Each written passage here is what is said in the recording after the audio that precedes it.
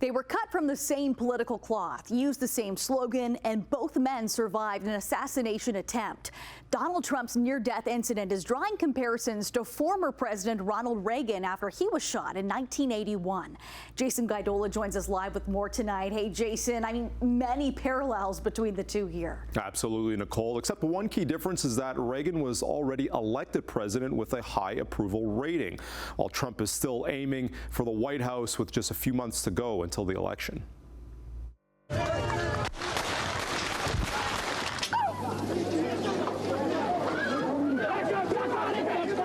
Donald Trump's survival is a reminder of a moment in time 43 years ago when the United States Secret Service swarmed a wounded Ronald Reagan.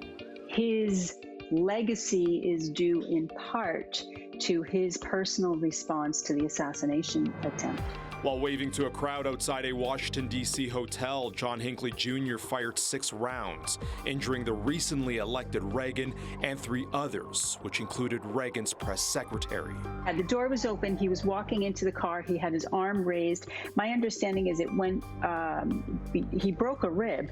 It went through his ribs, and then when it hit his ribs, the bullet kind of turned a little bit and flattened. Despite being seriously hurt, Reagan walked to the hospital and was admitted to surgery. So he injected humor, he handled it gracefully, his approval ratings went sky high, and that enabled him to get some of his key pieces of legislation passed through Congress very early.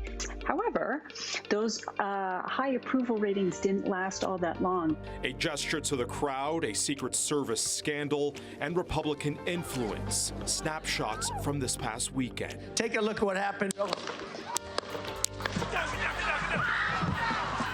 Following the assassination attempt on Donald Trump, the presidential candidate's new lease on life could play a factor in the polls. Well, people do have a visceral attraction to leaders who seem to display courage, and arguably that's the way Trump is being portrayed.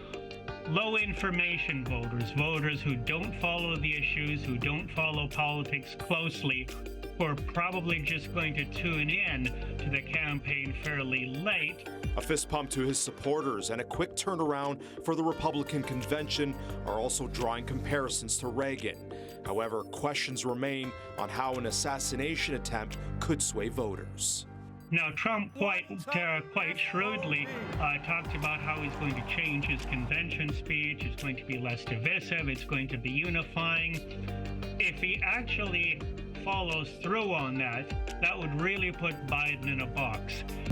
Donald Trump will often try to portray himself as Reagan's heir, but the two men were very different people, very different politicians. Reagan's message was always optimistic.